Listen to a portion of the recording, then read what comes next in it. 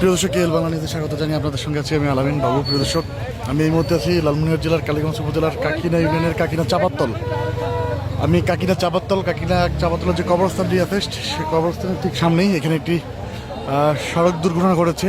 অর্থাৎ টুসবনার থেকে কাকিনা পথে বুড়িমণি মহাসড়কের উপরে ট্রাক যাচ্ছিলেন। সেই ট্রাক অর্থাৎ সামনে একটা ট্রাক ছিলেন, পিছনে একটি ট্রাক। সামনের ট্রাকটা ব্রেক করার সঙ্গে সঙ্গে পিছনের ট্রাকটি নিয়ন্ত্রণ হারিয়ে সামনের ট্রাককে মেরে দিয়েছেন। অর্থাৎ পিছনের যে ট্রাকটা ছিল সেই ট্রাকটি বুঝতে পারেনি যে সামনের ট্রাকটি ব্রেক করছে। সামনের ট্রাকটি ব্রেক করে পিছনের ট্রাকটা কিন্তু একদম লাগিয়ে দিয়েছিল, দিয়ে একদম খুব ভালোভাবেই ক্ষতি হয়েছে। তবে এখন পর্যন্ত কোনো মৃত্যুর খবর পাওয়া যায়নি, তবে আহত অবস্থায় রয়েছেন ড্রাইভার, হেলপার সহ অনেকেই। অর্থাৎ গাড়ির ভিতরে যারা ছিলেন তারা আহত অবস্থায় রয়েছেন। দর্শক, এই সংঘর্ষটি হওয়ার পর থেকেই এই রাস্তাটা ব্যাপকভাবে জ্যাম লেগে গেছে। অপর দিক দিয়ে কিন্তু গাড়ি যাওয়ার চেষ্টা করতেছে। দেখেন আপনারা, কবরস্থানের পিছন দিয়ে একটা কাঁচা রাস্তা রয়েছে, সেই রাস্তা দিয়ে অনেক গাড়ি যাচ্ছে এবং জায়গাটা অনেক জ্যামে পরিণত হয়েছে। দর্শক, এই জায়গাটাতে এই বুড়িমণি মহাসড়কে কিন্তু এই সড়ক দুর্ঘটনা কিন্তু এটা আসলে অবাক হওয়ার কিছু নেই, কেননা প্রায় এখানে সড়ক দুর্ঘটনাই ঘটে। কারণ এই রাস্তাটি কিন্তু মরণ ফাঁদে পরিণত হয়েছে আর অনেক ঝুঁকিপূর্ণ একটা রাস্তা। যেই রাস্তাটা কখনোই সংস্কারের কথা উঠলেও সংস্কার হয় না। আর মূলত এখানে এই জায়গাটা কিন্তু সবসময় বলতে কি কিছুদিন আগেও কিন্তু এখানে একটি সড়ক দুর্ঘটনা ঘটেছে। আসলে সড়ক দুর্ঘটনা এই রাস্তাটার জন্য একদম কমন একটা বিষয়।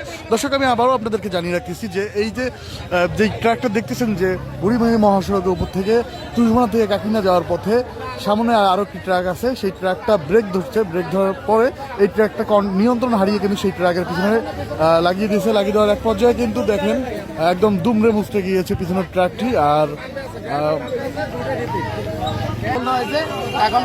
মানে এই ট্রাকের ভিতরে ড্রাইভার আর হেল্পার ছিল, ড্রাইভার হেল্পার দুইজনে ছিল। ওরা দুইজনে ইনশাআল্লাহ এখন সুস্থ আছে। ওনাদেরকে মানে আমাদের এলাকার স্থানীয় লোকজন বাইর করছে। বাইর করার পরে ওনাদেরকে আপাতত আমরা পাম্পে নিয়ে গেছি। পাম্পে থেকে মেডিকেলে রেফারেন্স করতে পারে যদি সমস্যা হয়। আর না হলে ড্রাইভার যতদূর সম্ভব, যে হালকা চোট পাইছে তো ওরা এখানে সুস্থ হইতে পারে। আর এখন আমরা ফায়ার সার্ভিসে 10 মিনিট আগে ফোন দিচ্ছি, ফায়ার সার্ভিস এখনো আসে নাই। ঘটনা কি যে সামনে একটা ট্রাক দেওয়া ছিল, পিছনে ট্রাকটা লাগিয়ে দিয়েছে। সামনে দুই গাড়ি রানিং ছিল এবং সামনে গাড়িটা হট করে ব্রেক করছে। ব্রেক করার কারণে এই গাড়িটা এসে ধাক্কা খায়। ধাক্কা খাওয়ার পরে রিপিট হয়ে যায়। রিপিট হওয়ার পরে ড্রাইভার হেল্পার দুজনের পা আটকে যায় গাড়ির ভিতরে। পরে আপনারা স্থানীয়রা আসে তাকে উদ্ধার করছি এবং আমরা ফায়ার সার্ভিস ফোন দিচ্ছি। আর 10 মিনিট আগে এই মুহূর্তে ফায়ার সার্ভিস উপস্থিত হয়েছে। দর্শক, যেমনটা শুনলেন যে সামনে দুটো গাড়ি ছিল, সেই গাড়িতে পিছনে এই গাড়িটা ধাক্কা মারে। ধাক্কা পড়ার পর আবার রিপিট হয়ে আবার পিছনের গাড়িটাতে লাগার পর ড্রাইভার এবং হেল্পার আটকা পড়ার এক পর্যায়ে কিন্তু স্থানীয় গ্রামবাসীরা মিলে কিন্তু তাকে উদ্ধার করতে সক্ষম হয় এবং পরবর্তীতে ড্রাইভারটাকে নিরাপদ স্থানে নিয়ে যাওয়া হয়। ভাই, ঘটনা কি ঘটছে একটু বলবেন? এখানে গাড়ি রাস্তা দিয়ে যাইতেছিল, সামনের গাড়ি হঠাৎ করে একটু ব্রেক করাতে পেছনের গাড়ি বুঝতে পারেনি। যার কারণে গাড়ি ব্রেক ধরতে পেছনের গাড়িটা যা সামনের গাড়িটা ধাক্কা দেয়, তারপরে সামনেটা চলে যায়।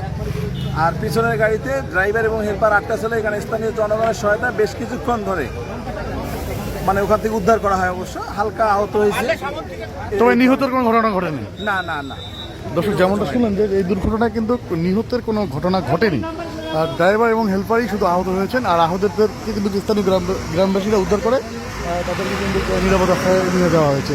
আমরা দেখতে পাচ্ছি এখানে কালীগঞ্জ ফায়ার সার্ভিসের টিম একটি আসছে এবং স্থানীয় যে ট্রাফিক পুলিশ রয়েছেন স্থানীয় থানা, সেই ট্রাফিক পুলিশরাও রাস্তা জ্যাম ঠান্ডার জন্য যথেষ্ট কাজ করছেন। ধন্যবাদ সবাই।